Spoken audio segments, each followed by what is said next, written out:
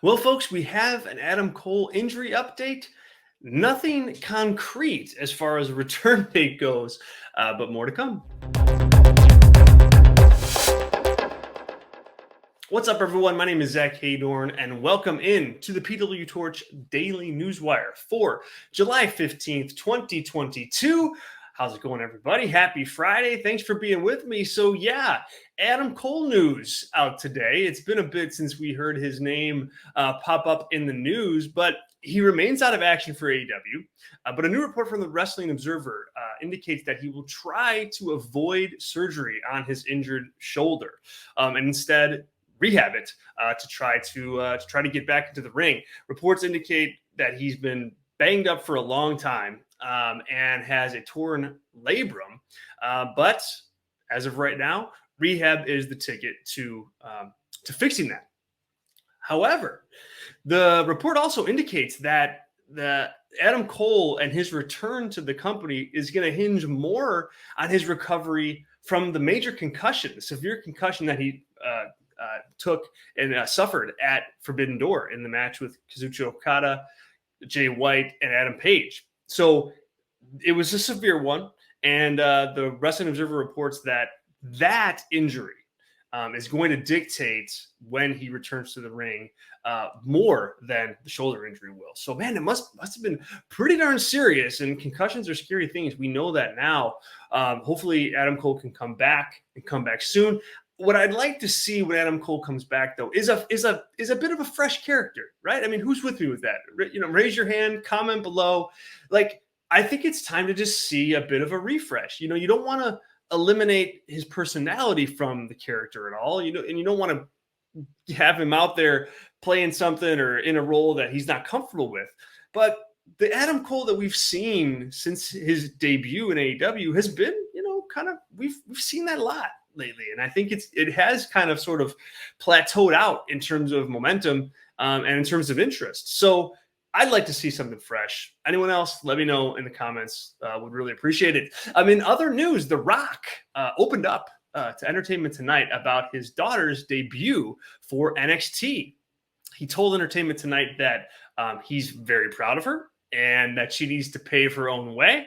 And he also said that she's not calling or reaching out much for advice, which he said he very much respects. So there you have it. The Rock keeping tabs on his daughter. If you missed it, Ava Raine is her name in NXT and in WWE, and she cut a promo. She made her debut on the house show circuit for NXT down in Florida, cut a promo, and it's worth watching. It is worth watching.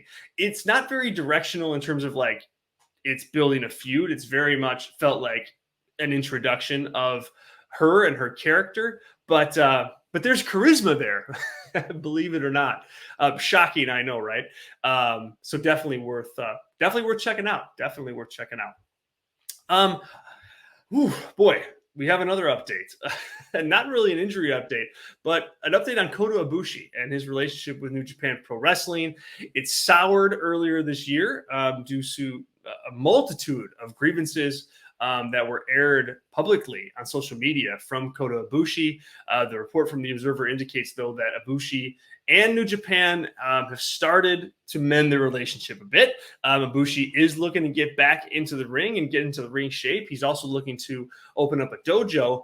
The thing is, he's still suffering from that shoulder injury that happened to him in the G1 final last year against Okada. Not getting better, per the report, and surgery likely needed, not confirmed, but likely needed because it's not healing itself like Ibushi wanted without surgery and with rest. Rapid fire here to wrap up, folks.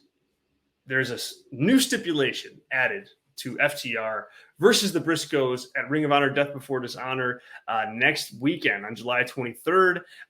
It is a tag team rematch, Briscoes versus FTR 2, and 2 out of 3 falls.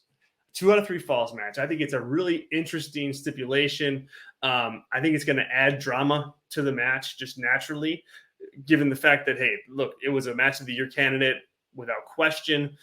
They're running it back, titles are on the line, and now it's 2 out of 3 falls. I think it's a really natural progression. I'm glad we're not seeing like a cage match or a street fight. Like, I'm glad that the stipulation that they added to kind of give the match a little juice is something that can still keep it in the ring. And I like that aspect of it, and should be a really good match. They put out a social media interview. It's on the Ring of Honor Twitter account, and it's a sit-down interview. If you remember back to 2001, when Stone Cold and The Rock, ahead of WrestleMania 17, kind of had this sit-down interview. JR was in the middle, kind of being the moderator. They recreated that here a bit. It was much more of an aggressive tone, but you had FTR on one side, you had the Briscoes on the other, Caprice Coleman in the middle, kind of being moderator. Go watch this. It's really excellent. This is where the stipulation comes in, but a really good piece of business that I highly recommend that you check out. Triple H, update on him. He's back at the Performance Center, but reportedly not involved with the NXT show, not writing the show, not involved with the program directly. That is all still Shawn Michaels. Interesting, as is everything at the top of the WWE corporate structure right now. Triple H back, but maybe not really back. We will see what happens with that story. Thanks very much for listening. Like, subscribe, give me a follow on Twitter. It's at ZHeydornTorch. I really appreciate it. Tell a friend. We've got some cool things going on here. We had a fireside chat, brand new episode of that go up on the channel yesterday, as well as an interview with Impact legend Eric Young. Definitely check that interview out. It's got some great stuff in it. He really did a nice job articulating how he works and how he builds his character and where he goes in his mind to get to that place where he can play the different characters that he's played. So fascinating interview. Highly recommend. I would very much appreciate it. Thanks once again. I'm Zack Heydorn. We'll catch you guys next time.